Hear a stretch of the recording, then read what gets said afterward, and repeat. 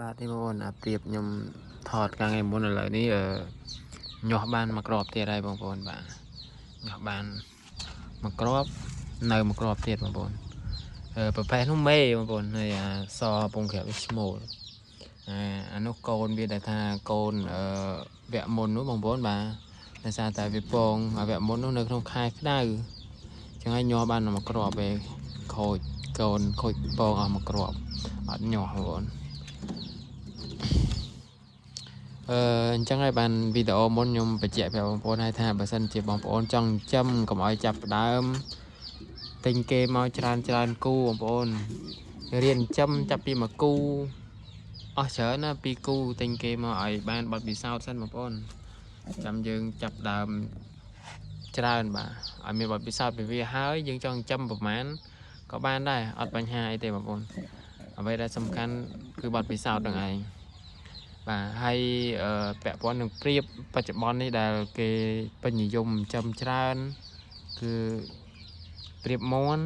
ន់ក្រងពួកម៉ូឌៀនហើយនឹងកង្កោកអីចឹងបងប្អូនប៉ុន្តែតម្លៃវាថ្លៃបងប្អូនបើព្រៀបមន់ធម្មតាcònតម្លៃវាយើងល្មមបន្តិចអាចត្រឹម$15អីចឹងណាបងប្អូនតែពួកមន់ក្រងមន់អីតុង$25តាមតែ$30អីណាបងប្អូនបើសិនជាបងប្អូនទិញគេវាឲ្យបើម៉ូឌៀនអីទៀតហ្នឹងឡើងចៃបងប្អូនហើយតែថ្លៃទៅហើយបាទ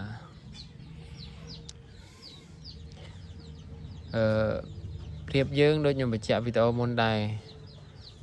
មូលហេតុដែលខ្ញុំថាអត់ចង់ឲ្យបងប្អូនចាប់ដើមភ្លាមហើយទិញគេច្រើនណាស់ដោយសារតែព្រៀបយើងគឺវាលះបានផលទេមួយខែវាពង2ដងពងដើមខែចុងខែពងដើមខែហ្នឹងវាក្រាប17ទៅ18ថ្ងៃវាញាស់ហើយអញ្ចឹងវាញាស់បានតែ10ថ្ងៃទៅ15ថ្ងៃហ្នឹងក៏វាចាប់ដើមពងទៀតហើយបងប្អូនអញ្ចឹងបើសិនជាយើងទិញគេតែមួយគូឬក៏2គូយើងចិញ្ចឹមយកបទពិសោធន៍ពីវា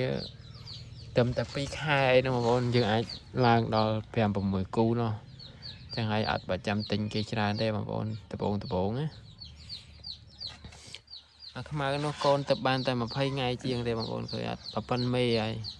ហើយព្រៀបមន់យើងបងប្អូនជាទូទៅគីឡូចាប់ពីកន្លះគីឡូឬក៏6ខាំអស់បំផុតទេបងប្អូន6ខាំកន្លះឬក៏7ខាំហ្នឹងមិនតែយូរលោតដល់នឹងមកគ្រាប់អីទេបងប្អូនកម្រណាបាទនេះនិយាយពាក់ព័ន្ធនឹងព្រៀបមន់ណាភាគច្រើនគឺកន្លះគីឡូហ្នឹងឯងកន្លះគីឡូទៅ6ខាំហ្នឹងឯងបើពួកម៉ូឌៀនឬក៏មន់ក្រងអាហ្នឹងអាចឡើងដល់9ខាំឬក៏1គីឡូជាងតិចតួចអីបានបងប្អូនប៉ុន្តែការចិញ្ចឹមរបស់វាក៏ខុសគ្នាដែរណាបងប្អូនពួកមន់ក្រងហើយម៉ូឌៀនពិបាកចិញ្ចឹមពិបាកថែទាំដូចជាងមន់ធម្មតាពាក្យមន់នឹងឯងដែលយើងចាប់ដើមចិញ្ចឹមដំបូងគួរតែចិញ្ចឹមវាបងប្អូនថាវាងាយស្រួលចិញ្ចឹមវាបកកែថែទាំពងវាបកកែថែទាំកូនអញ្ចឹងណាបងប្អូនបើម៉ូឌៀនឬក៏មន់ក្រងនឹងវាគីឡូវាធ្ងន់អញ្ចឹងហើយវាអត់សូវប៉ិនថែទាំកូនទេចំណាយអាចធ្វើឲ្យបែកពងពេលក្រាបពងនឹងក៏មានចំណាកូនហើយវាសកត់កូនវាងាប់អីចឹងក៏មានដែរបងប្អូនពួកមន់ក្រងពួកម៉ូឌៀនណាបងប្អូនដោយសារវាគីឡូវាធ្ងន់បងប្អូនគិតមើលកូនតូចទៅញាស់មកឲ្យគីឡូវា1គីឡូ9ខាំអីទៅហើយអញ្ចឹងវាសកត់កូនវានឹងអាចធ្វើឲ្យងាប់ដែរបាទបើអ្នកដែលគេចិញ្ចឹមធំដែលមានបទពិសោធន៍ហើយគេចិញ្ចឹមច្រើនតែដល់វាច្រើនគេចិញ្ចឹម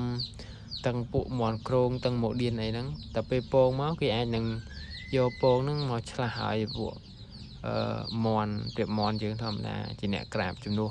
ហើយដែលគេហៅពាក្យថាម៉ែដោះណាបងប្អូនបាទវាដោយសារមន់ហ្នឹងព្រៀបមន់ហ្នឹងគឺវាបកកែថែទាំកូនបាទហ្នឹងហើយបងប្អូនបាទអរគុណសម្រាប់ការទស្សនាវីដេអូនេះបើសិនជាបងប្អូនមានចម្ងល់អីពាក់ព័ន្ធនឹងការចិញ្ចឹមព្រៀបនេះអីបងប្អូនអាចឆាត